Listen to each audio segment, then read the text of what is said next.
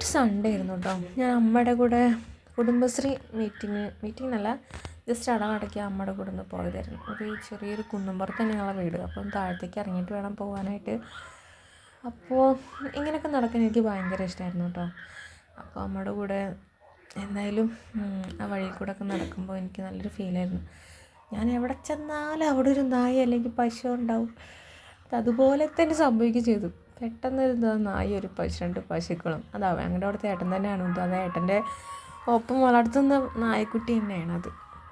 പിന്നെ ഞാനും അമ്മയും കുറേ സംസാരിച്ച് കുറച്ച് നേരം നടന്നു. അമ്മ നേരെ പിന്നെ അവിടെ കുടുംബശ്രീ വീട് അടുത്താണ്. അപ്പോൾ അത് അമ്മ അങ്ങോട്ട് പോയി. ഞാനപ്പോഴത്തേക്കും ഈ പറമ്പിൽ നിന്ന്. ഈ പറമ്പെന്ന് പറയുമ്പോൾ ഡ്രാഗൺ ഫ്രൂട്ടിൻ്റെ കൃഷിയാണ് ഇവിടെ നടക്കുന്നത് കേട്ടോ. അപ്പം ഞാനത് ജസ്റ്റ് ഒന്ന് വീഡിയോ എടുത്തതാണ്. ഒരുപാടുണ്ട്. പിന്നെ അവിടെ അടുത്ത് തന്നെ നമ്മുടെ വീടിൻ്റെ അടുത്തുള്ള ഒരു ചേച്ചി ആടിന് നോക്കാൻ വന്നിട്ടുണ്ടായിരുന്നു. ഇതാണ്ടോ ആ നായ്ക്കുട്ടി ആ ഏട്ടൻ്റെ പിന്നാലെ തന്നെ പോകുന്നുണ്ടായിരുന്നു. കുറച്ച് നേരം അവിടെ ഇരുന്നു കേട്ടോ.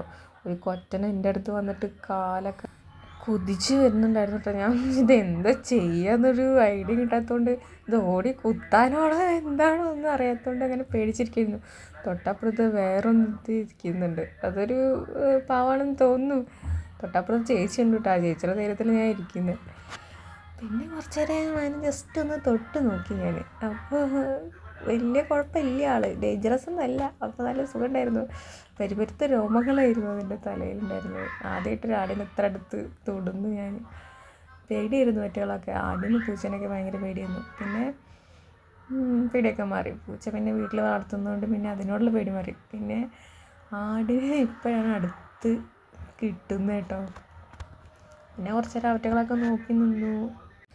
അതാ അവരുടെ ടീമൊക്കെ വരുന്നുണ്ട്. ഒരു ടീം ഒന്നാകെ തന്നെ എൻ്റെ അടുത്ത് വന്നിട്ട് അടുത്തായിരുന്നു, എൻ്റെ അത്രയും അടുത്തായിരുന്നു.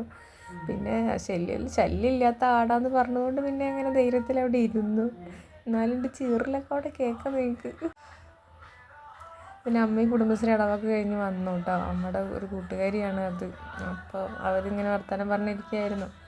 ഞാൻ പിന്നെ ആടുകളൊക്കെ നോക്കി ജസ്റ്റ് ഒന്ന് തോണ്ടിക്കളിക്കലൊക്കെ എൻ്റെ ഒരു ഹോബിയായി. പിന്നെ അത് കുത്ത് കിട്ടുമോ ഇല്ലെന്ന് പോലും അറിയില്ല. ഞാൻ വെറുതെ തോണ്ടി കളിച്ചത്. അത് തിരിഞ്ഞ് ഞാൻ നീറ്റ് ഓടേണ്ടി വരും.